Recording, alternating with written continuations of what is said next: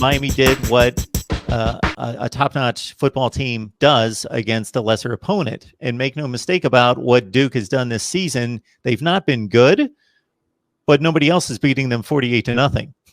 They're losing week to week to week, but they're staying in most of the games. I know they've kind of worn down late in the season, got blown out by Georgia Tech, got blown out by North Carolina, but throughout most of the season, they've been hanging with teams, and Miami just laid down the wood from pretty much the first series.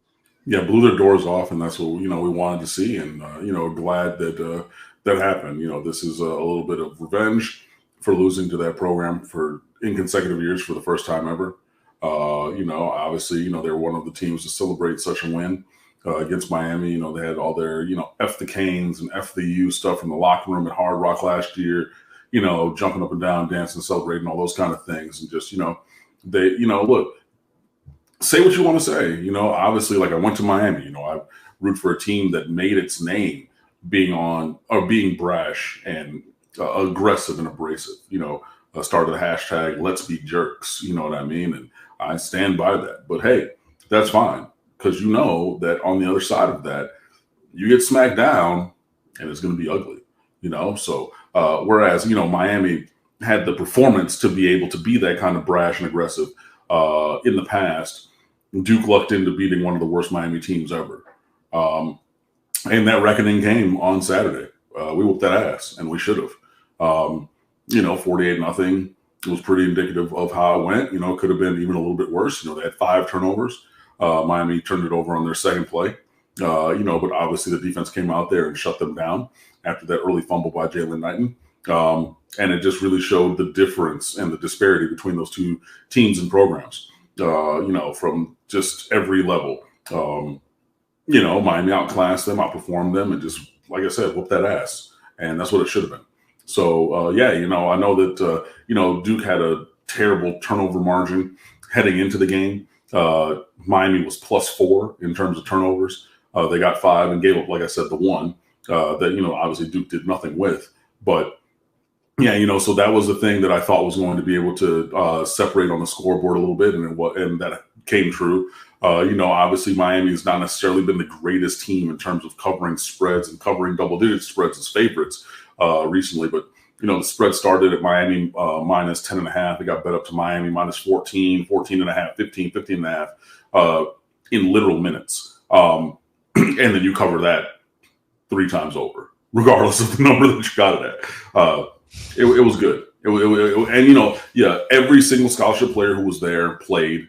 Got reps in the game, and those are invaluable reps. You get a guy like Navon Donaldson making his return to the field after having a knee injury last year and then redshirting this year. But obviously, you can do the play 4, and your play 4 games maintain your redshirt rule now. Plus, the fact this year doesn't count towards anybody eligibility, so you can do what you want.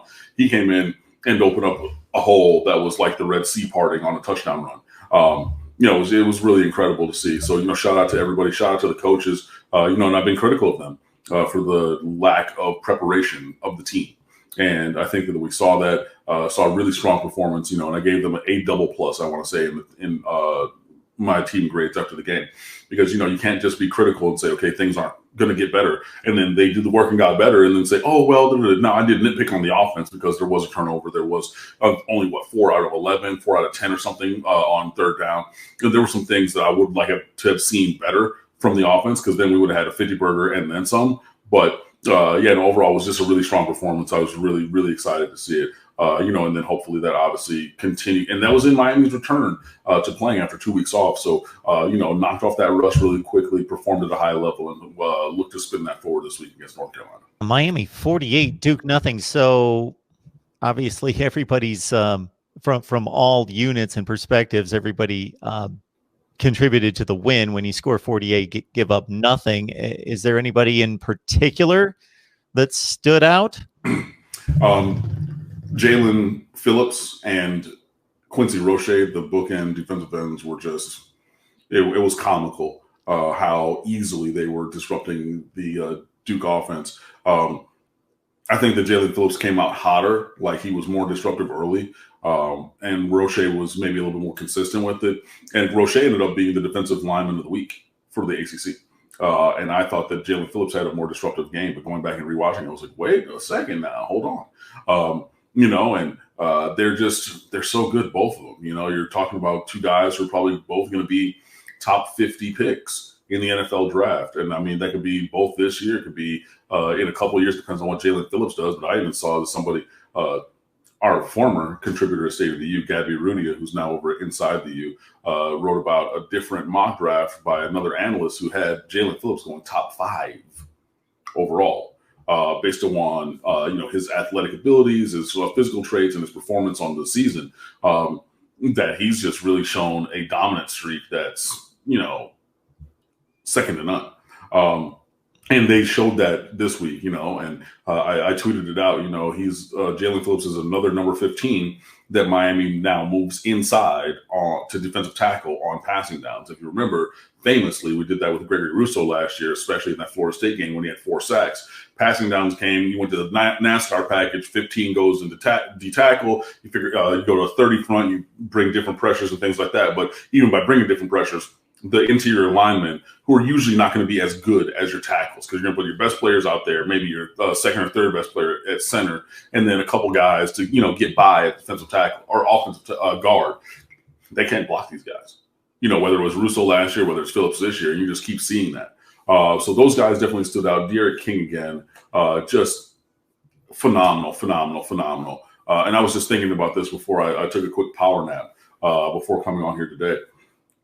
Regardless of what your expectations were for D'Eriq King, I think it's safe to say that he's exceeded those this year. Like, regardless, even okay, undefeated season, 22,000 yards, video game numbers or whatever. Okay, maybe he's not there, but anybody who's rooted in the reality of what you legitimately expected D'Eriq King to do, I think that he's overperformed from that. And that's high praise because, again, this is a guy who's, a top 5 handful quarterback in the country. So he stood out, obviously. Brevin Jordan in his return to the field, he had a touchdown catch, which was awesome to see. Keontre Smith, I think he had played really well at that second level as striker, and just the entire defense. And I was here screaming in the house, on all these plays because the tackling was phenomenal. I don't think that Miami missed a single tackle. And I wrote about it in the good, the bad, and the ugly. And in that paragraph, I kind of did a Dr. Seuss. I was like, it was a fast guy, a slow guy, a tall guy, a short guy, inside the box, outside the numbers, near to the line of scrimmage, down the field, first down, third down. It didn't matter who it was, what the situation was. Invariably, if there was a tackle to be made, Miami made the tackle. And it was, and I'm just here, just every single time, because you get these times where Duke schemed a guy into the flats, one-on-one, And so it's like, okay, if you make that guy miss, maybe you get 15, 20 yards on that. And that's the assumption that you make. Look, our guy can beat your guy one-on-one in space. Didn't happen. Miami made the tackle every single time. God, rewatching that game, it was and I'm just here, I'm getting that hype again just because you see these guys making these plays. Gilbert Frierson on a 3rd and 4th down, one-on-one against, a guy who's shifty. You think, okay, he's made some guys miss tackles on this season, even though Duke has lost all these games.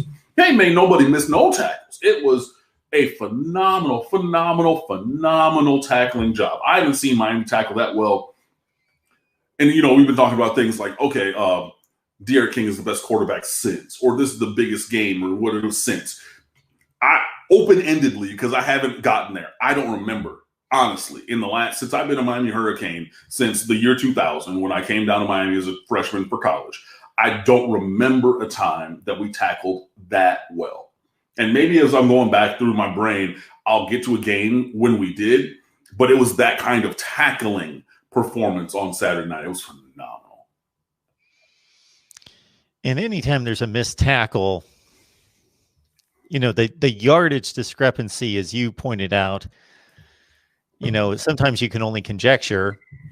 We have no idea what would happen after somebody gets thrown down and gets wrapped up in the open field versus what would have happened had that player not made the tackle. But I think it's one of the more underrated aspects of football is there should be some kind of tackling percentage, and maybe there is somewhere in some advanced metrics, some kind of tackling percentage, because the amounts of yardage in the difference between a missed tackle and getting that tackle and get that guy on the ground is substantial. I mean, like, look, you can look back to the Clemson game. You know what I mean? Like Travis Etienne, you make some guys miss, you have that ability, and all of a sudden you're going for, a 5-yard gain turns into 60. Like that. I mean, okay, no one on Duke's roster is anywhere near that.